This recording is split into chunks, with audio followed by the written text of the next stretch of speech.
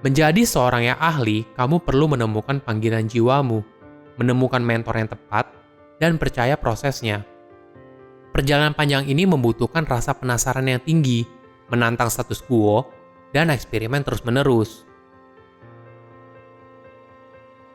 Halo semuanya, nama saya Michael. Selamat datang di channel saya, Sikutu Buku. Kali ini saya akan membahas buku Mastery karya Robert Greene. Buku ini membahas tentang langkah untuk menjadi ahli di suatu bidang. Robert juga membahas beberapa kisah para ahli, seperti Albert Einstein, Leonardo da Vinci, Charles Darwin, dan tokoh besar lainnya. Dia menggunakan kesamaan dari kisah para ahli tersebut untuk menjelaskan beberapa poin penting dalam bukunya. Tentu saja jalan menuju ahli memang tidak mudah. Sama seperti perjalanan Robert untuk menjadi penulis, butuh waktu 20 tahun hingga dia berhasil menerbitkan buku pertamanya dan menjadi bestseller versi New York Times. Saya merangkum 3 poin penting dari buku ini. Yang pertama, dengarkan panggilan jiwamu. Setiap orang pasti punya suara kecil atau perasaan yang mengarahkan kamu melakukan sesuatu dalam hidup. Ketika kita kecil, suara ini mungkin terdengar lebih jelas dan memicu rasa penasaran kita untuk mengulik hal yang kita sukai. Misalnya, saya mau jadi pelukis, atau saya mau jadi pianis. Tapi, semakin kita dewasa, suara ini makin lama makin kecil. Kita mulai lebih sering mendengar suara dari luar diri kita, dari lingkungan kita, seperti dari orang tua, rekan sebaya, atau dari orang yang lebih dewasa. Hingga di suatu titik dalam hidup, kamu merasa kurang terhubung dengan dirimu sendiri. Langkah awal untuk menjadi seorang ahli adalah menemukan kembali panggilan jiwa atau suara kecil yang semakin redup, dan tidak ada kata terlambat untuk memulai. Robert menceritakan kisah tahun awal Leonardo da Vinci. Kita akan melihat bagaimana seseorang yang terhubung dengan panggilan jiwanya bekerja hingga menjadi ahli di bidangnya. Suatu hari, Leonardo diminta untuk menggambar malaikat di salah satu proyek yang digarap oleh Verrocchio. Ketika menggambar sayap dari malaikat tersebut, Leonardo pergi ke pasar dan membeli sejumlah burung. Dia menghabiskan waktu berjam-jam untuk mengamati bagaimana sayap burung bekerja, sehingga dia mampu menghasilkan sebuah lukisan seorang malaikat yang sangat realistis. Ini adalah cara kerja seseorang yang ahli, selalu berusaha mengulik sesuatu hingga dia bisa menghasilkan sebuah karya terbaik.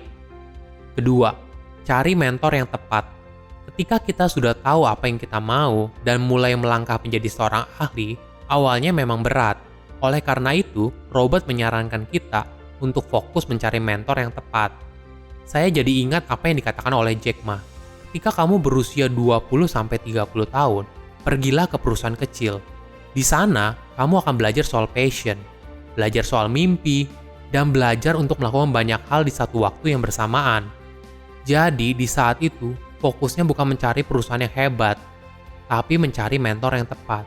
Hingga saat kamu berusia 30-40 tahun, kamu harus berpikir lebih jernih dan bekerja bagi dirimu sendiri apabila kamu ingin menjadi wirausaha. Jika kamu sudah menemukan mentor yang tepat, itu baru langkah awal. Selanjutnya, kamu harus percaya pada prosesnya. Itulah sebabnya panggilan jiwa itu penting.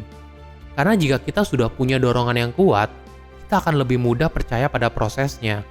Tentu saja proses itu membutuhkan waktu, dan kebanyakan orang tidak sabar, berusaha mempercepat prosesnya. Alih-alih sukses, hasilnya malah mereka nggak dapat apa-apa. Ketiga, kembangkan dimensional mind. Robert mengatakan kalau kita punya 2 tipe pikiran, original mind dan conventional mind. Original mind itu adalah kondisi pikiran saat kita mulai belajar hal baru. Ibaratnya, pikiran kita tuh seperti anak bayi yang baru belajar berjalan atau bicara. Di kondisi ini, kita memiliki tingkat penasaran yang tinggi dan akan menyerap semua informasi yang relevan.